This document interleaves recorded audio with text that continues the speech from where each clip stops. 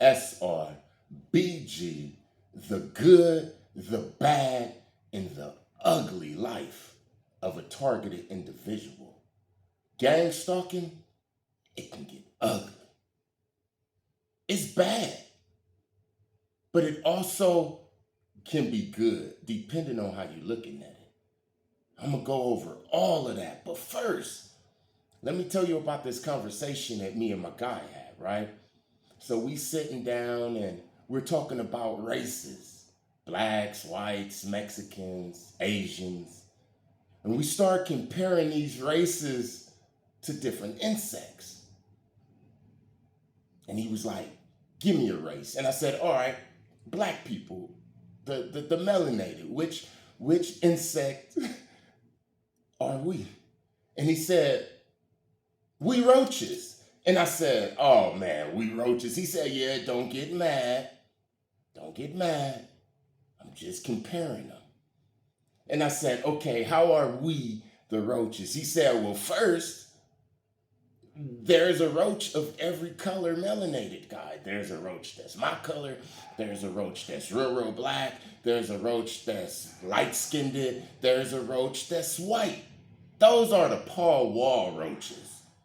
Those are the Justin Bieber roaches. Those are the roaches that got their peaches from Georgia, man. I'm like, you know what? It is always a little white roach running around, huh? I mean, you can go all the way to Mississippi to the blackest neighborhood, man, and you will see 17 black guys and that one white roach. And he'll be a mean roach, too. He'll be just like the other guys. And I said, you know what, man, that's true. And he kept on. I was like, it's more? He said, yeah. Roach motels. I said, you know what? We are the ones that be in motels, huh? And he said, yeah, we also get raided. And I'm like, oh, that's cold, man. That's cold. And he said, you do find a lot of roaches in the projects. And I'm like, you know what? You on to something. Tell me about white people, man, because I'm tired of hearing about me and my kind being cockroaches because it's making too much damn sense. He said, oh, white people, that's easy. They maggots. And I said, how is white people maggots, man? He said, they white, they slimy, and they full of shit. And he was done with that one. I mean, it was no more explaining that one. I said, tell me about the Mexicans, man. I thought he was going to say that the Mexicans was ants, but instead he said the Mexicans was bed bugs. I said, how the hell? It's the Mexicans, bed bugs, man. He said, because one day you look up and they done took over everything, man. They even suck your blood. They take all the resources, man. Look how they came and invaded LA. They invaded LA just like they invade your house, man. It's only one solution to bed bugs. You gotta get rid of everything. Some people had to move, man. Mexicans is the bed bugs. I'm not racist, man. This is what my guy is saying. And I already said that the blacks is the cockroaches, the Paul Wall cockroaches, the Justin Biebers, the black ones, the white ones, all of that. So don't say that I'm racist when I talk about the Chinese, the Asians. And I was like, all right, so the blacks is cockroaches, the whites is maggots, the Mexicans is bed bugs. What's the Asians, man? Let's wrap this up. And he was like, the Asians are the ants, man. And I'm like, what? He said, yeah, it's like 1 million Chinese. They all look the same, man. You can't tell one ant apart, man, from the other ant, man. And them little jokers is mean too, man. They got the biggest army. They call it the army ants is like the biggest army on the damn planet is the damn army ants, just like the damn Chinese. And they work 8 days a week. 8 days a week, these damn little ants be working. They never stop working, man. And I'm looking at my homie like he crazy, man, and he just going on and on. He got his eyes closed and he just loving it. And I'm going to finish that, but first, I got to get back to the Gangstalking. The life of a targeted individual, the good, the bad, and the ugly. I'm going to start with the ugly first. I'm going to do it in reverse. So the ugly side of being a targeted individual, it could be the grave. There's a lot of people who couldn't take this program. They didn't understand what was going on, especially before the internet. Nobody could talk to anybody. A lot of people got thrown in mental institutions. A lot of people that you see on the street that's just talking to themselves, not everybody, but a lot of them was these people who woke up early. There was a time that if you woke up early, in the 70s, the 80s, the 90s, all of that, and even before, they'll put you in this John Wick program, man. The spirits will be activated. All of their technology will be on you. And a lot of people couldn't take that. There's a lot of people who have these perks in their family. That is ugly to find out that your moms, your sister and your brother and your best friend and your kindergarten teacher, man, when you start waking up out of this illusion, that this is the stuff that'll make you want to cry, man. This is where it gets ugly, man. You hear what I'm saying? It really makes you want to take yourself out if you're not strong enough.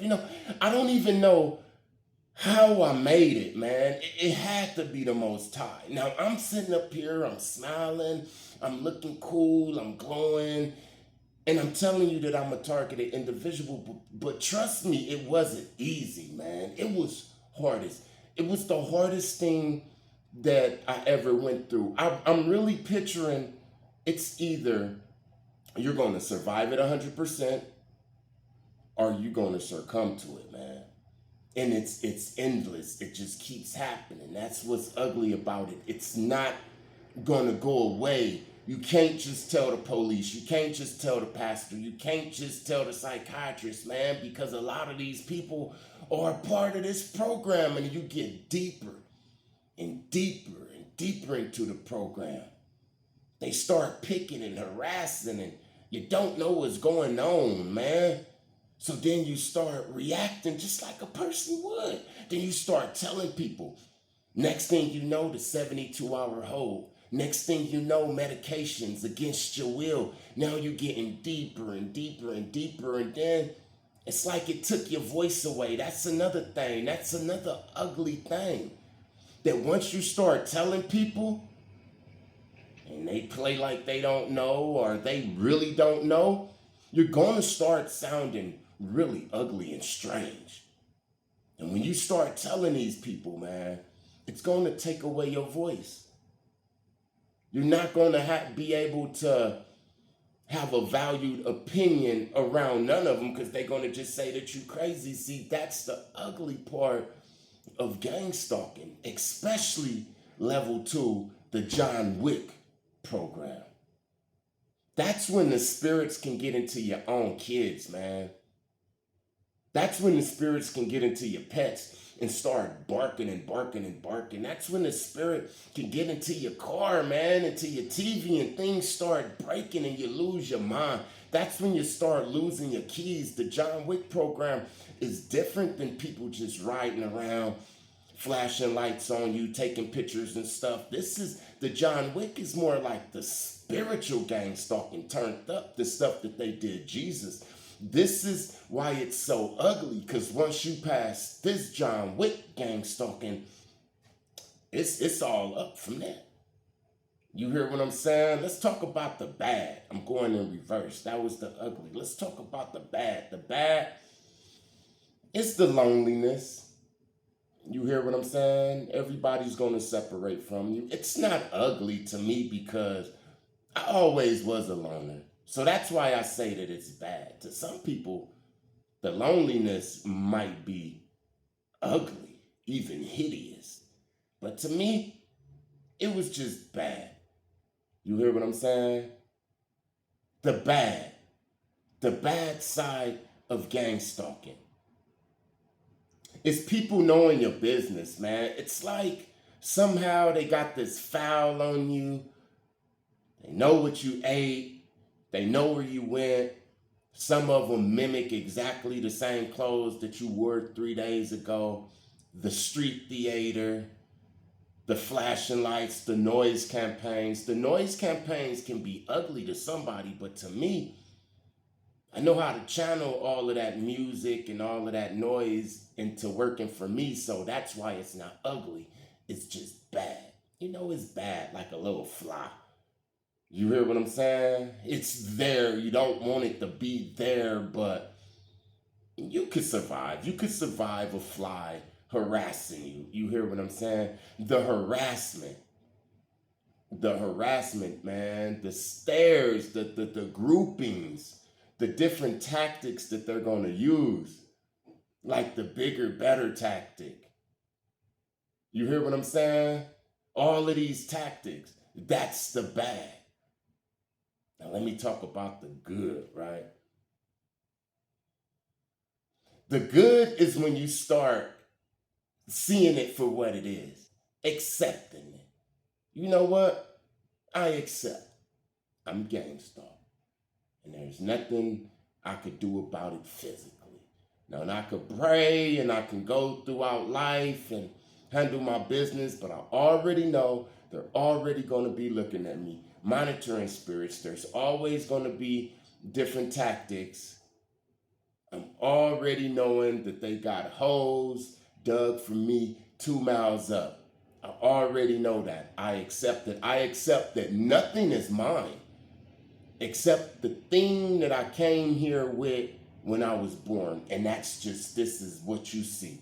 My girl isn't mine. My children isn't mine. My money, none of the material is mine. Now, there's an illusion that says that my woman is mine and that my children is mine, but let the child services say something different. Let my woman change her mind on how she feel about me, and then I'll come to the reality that nothing is mine. And once I came to that reality, the gang stalking got better because I don't care what they take. I don't care if they flatten my tire. I don't care about the mailbox. I don't care about the threats, the laughing, or anything like that.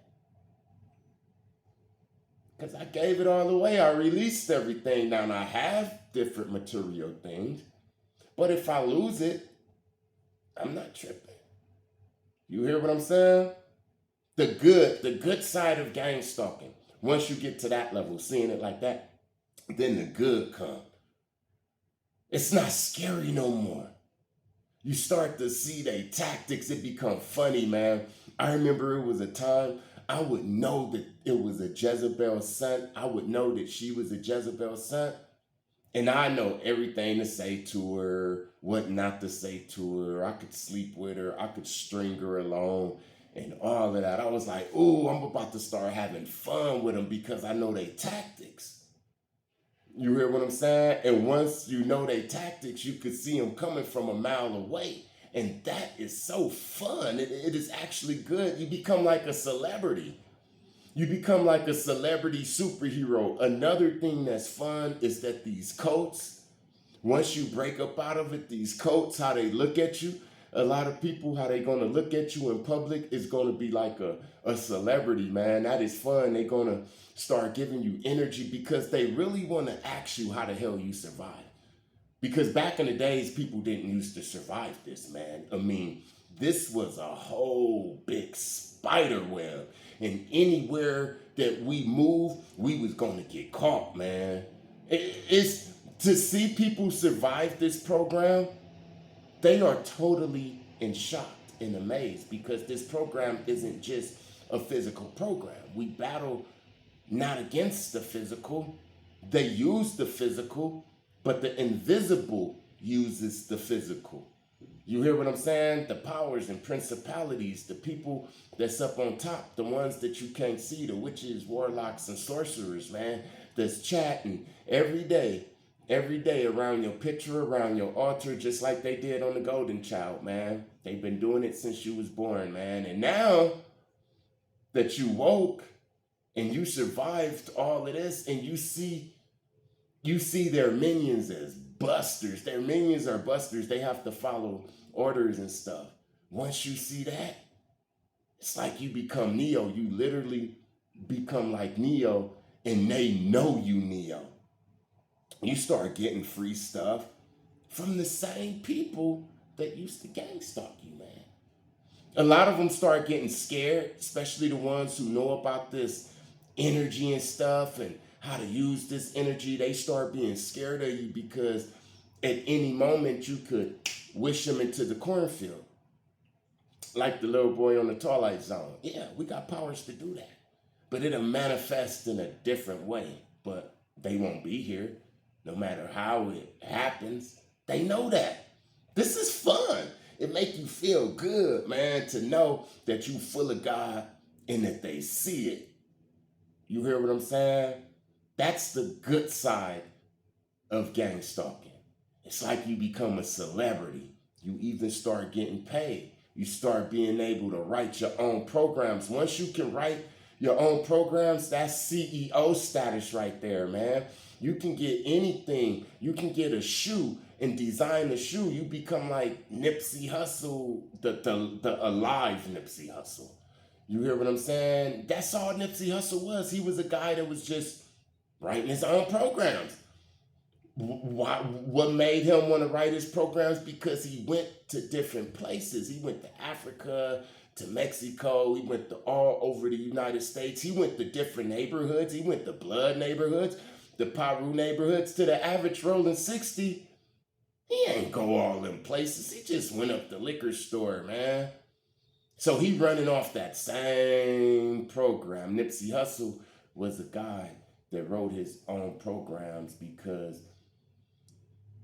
I guess, I don't know. You heard what I just said, man. I'm starting to get hungry, man. Look at that. Peace.